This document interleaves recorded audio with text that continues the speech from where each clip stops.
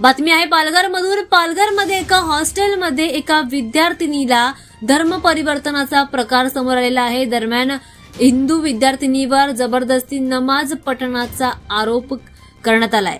पालघर जिल्ह्यातील वाडा तालुक्यातील पोशेरी गावात असलेल्या एका खासगी वैद्यकीय महाविद्यालयाच्या हॉस्टेलमध्ये हा संपूर्ण प्रकार घडलाय। या प्रकरणात एका हिंदू धर्माच्या प्रथम वर्षातील विद्यार्थिनीवर जबरदस्ती नमाज अदा करायला लावल्याचा आरोप पोलीस तपासामध्ये समोर आला। त्यामुळे परिसरात तणावाचं वातावरण पसरलंय आणि पोलिसांनी देखील या प्रकरणाचा शोध घ्यायला सुरुवात केली आहे।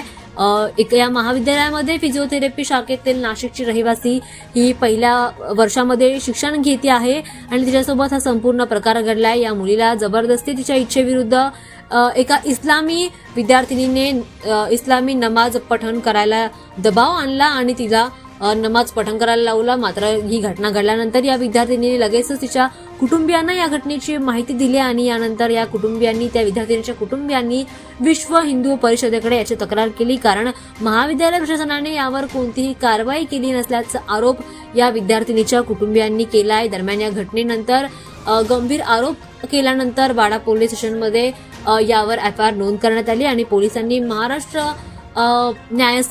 भारतीय न्यायसंहिताच्या अंतर्गत गुन्हा आणि FIR देखील नोंदवलेली आहे। पालघरच्या पोलिसांनी देखील आता याची पाहणी करून तपास घ्यायला सुरुवात केली आहे। हॉस्टेलमध्ये असलेल्या CCTV फुटेजच्या आधारे पोलीस या प्रकरणाचा तपास घेत आहेत।